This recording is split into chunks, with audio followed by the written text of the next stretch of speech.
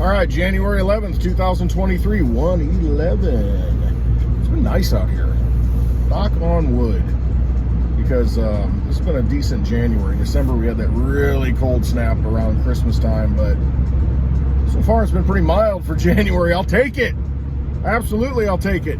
I want to talk about Bitcoin a little bit. Just crypto in general, but Bitcoin specifically. There was and I don't even know who it was, somebody doing an interview, some so-called monetary expert. I don't know if he was on Joe Rogan. He was on something. I don't think it was Joe Rogan. But anyway, he was talking about Bitcoin and how Bitcoin is not a good store of value, not a good form of money. And part of his argument was that the negative of Bitcoin is its fixed supply. There's only 21 million. He said, that's terrible because there's only so many of them. How do you expand an economy? You need more money coming into the system, you know, to grow the economy. And see, this is one of the fallacies that, you know, I thought we were over this stuff, but, you know, constantly people have to be re-educated. We have to be re-educated every generation, sometimes every week. But monetary policy, you know, what we've seen right now with the monetary system that we have, since it's not based on anything sound, anything finite, anything fixed, and it's based on just creating Federal Reserve notes out of nothing, yeah, you need more of them. You need more and more of them because there's debt attached. So every time new bills come into circulation, that means there's a little debt that has to be paid back. See, it's a debt note. That's all these things are in your pocket, debt notes that got to be paid back. And they can't be paid back because every time you create one, there's more debt created. So you got to create more to pay that existing debt, and so on and so on. But when you have sound money, let's say you have a fixed supply of, let's just say we're on a gold standard. All right, gold is money.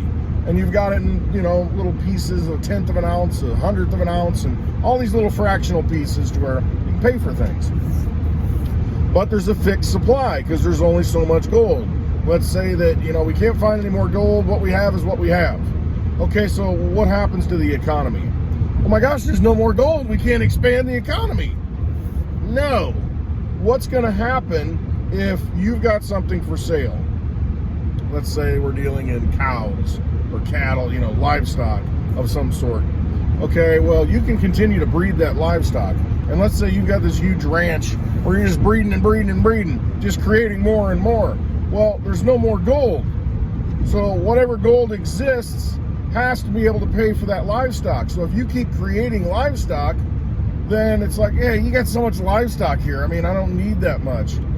So I'm not going to pay you that 1/10 of an ounce of gold for that, you know, whatever. I'm going to pay you 1/5 of an ounce or 1/20th of an ounce, 0.05, because you don't need more money when there's plenty of supply of goods.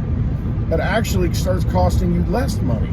When you think about TVs, technology, the price of TVs always go down in my lifetime. Just gotten better and better and better, cheaper and cheaper, and it's because of technology.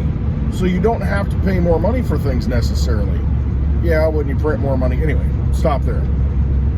If there's a fixed supply of money, then you're no longer going to pay the same amount for, you know, that head of cattle. You're going to pay half as much gold if there's twice as many cattle. So basically what happens is, instead of being inflationary, like what we've been used to our whole lives, see, price always has to go up. It has to go up because there's more money in the system, and so it drives the price up. It's the reverse effect. It's deflationary. So as more goods come onto the market, there's a fixed supply of money that can pay for it. So you start thinking, well, wait a minute, I'm not going to pay the same amount of money because my purchasing power is greater because I have less. You know, there's fewer of these than there are of the goods in circulation. So you're going to pay less of the sound money to buy more of the goods. So it's the same thing with Bitcoin. I don't know if I'm explaining it right. There's many ways I can do it, and I don't think I'm doing it correctly. But it's the same thing with Bitcoin in the aspect that, well, we need more of them. There's only 21 million. Well, the thing is, you can divide Bitcoin down to, what, 7 zeros and a 1. 0.000000001. You can do that. So that makes it infinitely available. So one Bitcoin can be divided into, what is it, 100 million Satoshis, something like that. You know, Satoshi being that smallest portion of a Bitcoin. So if you can do that, then that right there accounts for, you know, your ability to spend. You don't have to spend 1 Bitcoin. It's like having an ounce of gold. Well, I got to spend my ounce of gold. Well, let's whack it up into 8 pieces. That's what they do with silver, pieces of 8. You know, 1/8 of a thing of silver. I mean, you know, it's harder with gold, but you can do it, and that's the great thing about gold. That's why it's, you know, it's stood the test of time, because you can divide it equally and it doesn't get destroyed, and the properties are all maintained no matter how big it is. But it's kind of a pain, you know, to divide it. With Bitcoin, it's very easy to divide. And all cryptocurrencies, very easy to divide. You've got, let's just move Litecoin. You got 1 Litecoin. All right, right now, 1 Litecoin is like $80. And so, I don't know, what's $80? You know, what can you go out? Say I want to buy, I don't even know. You take the kids to Chuck E. Cheese and it's $50. And you can't just pay with 1 Litecoin. It's like, oh, all I got is 1 Litecoin. Well, no, you just take it and you divide it out with 0.75. Here's 0.75 Litecoin. I mean, you can fractionalize it out very easily with crypto. And the guy that's talking about, hey, there's only 21 million. And he's he doesn't understand, you know, it's digital. Fundamentally, it can be divided. It can be, you know, broken down into smaller pieces, because that's what it is. And it's not like it's a whole number. And then if you go second layer on Bitcoin with Lightning Network, you can divide it even further. So it's like an additional layer of code that can, you know, further divide it down. Basically, it can be infinite. It can be unlimited. And, you know, right now, a Satoshi, which is 0.7 zeros and a 1 Bitcoin, well, right now, it's not worth even spending it, because it's not worth anything. You know, it's like fractions of pennies. But at some point, what if that one digit becomes a penny, and then $1? And so it's very easy, you know, or purchasing power of $1. It becomes very easy to fractionalize Bitcoin out. You don't have to buy 1 Bitcoin. You can go on the Fold app. I do have a referral to the Fold app if you're not signed up for it. I mean, I told my daughter, download the Fold app, download the LOLLI app. You can get free Bitcoin and Satoshis every day, just for like spinning and opening a treasure chest. I should do it right now. All right, LOLLI app. Sorry. So I open LOLLI.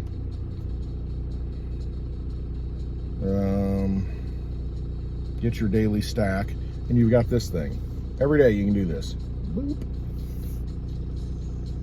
And what did I get today? 29 Satoshis. So 0.000000029 Satoshis of a Bitcoin. So that just shows you. The thing with LOLLI is they give you that stuff every day, because it's they want you to use their service. And what it is, you just buy things like anywhere you shop. Like if you go to Walmart, you get like 3% back in Bitcoin. Chewy, I order stuff for my dogs, 4.5% back in Bitcoin. So if I spend $100, which I was going to do anyway, you get back $4.50 in Bitcoin. And so these Satoshis add up, and then you can take them out and put it in your own wallet. So you're just earning Bitcoin for doing everything that you do anyway. Fold app, same kind of concept. I mean, you can sign up for their card. It's $10 a month, but it's kind of worth it. I mean, and you spend, you know, everything on that card. It's a debit card. You load it up, and every time you spend, you get something back. You spin the little wheel, might get 1% back in Bitcoin. You might get other prizes, whatever it is, but it adds up, and it's worth the $10 a month if you're using that to pay for your utility bill, whatever it is, and you're earning Bitcoin back. And so you get these Satoshis, and they add up, and at some point you might have like 0.01 of a Bitcoin, 100th of a Bitcoin, you know, just from doing things you already were doing. But anyway, it just goes to to show you that you don't need to buy 1 whole Bitcoin. You can buy it on the Fold app now. CashApp, you can buy Bitcoin on it, and you can take it off and put it in your own private wallet. So there's all these methods to do these things.